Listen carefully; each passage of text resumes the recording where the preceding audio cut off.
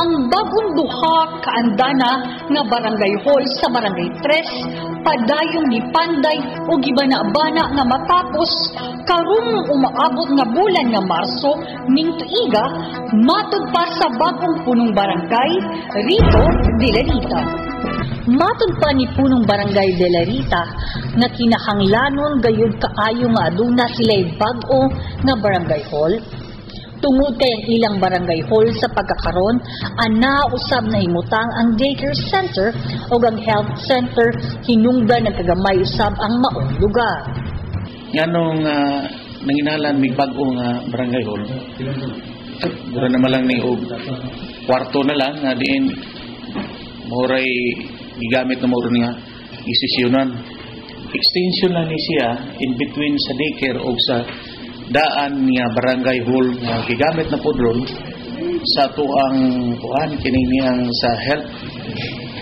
So definitely wala nagay barangay hall nga madeklarar nga barangay tinaagyo iyan barangay hall.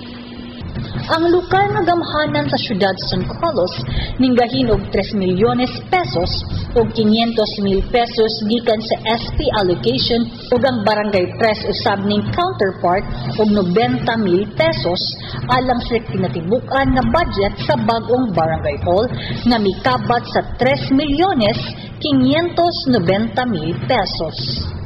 Sa pakighinabi sa Dateline News Team, uban kang punong barangay Rito de la Rita sa Barangay 3, siya nagpasalamaton sa mga opisyales sa siyudad San Carlos tungod sa mga proyekto nga nahatag sa ilang barangay, ilabi na ang ABC building nga dinha unya pagatukuron sa ilang barangay.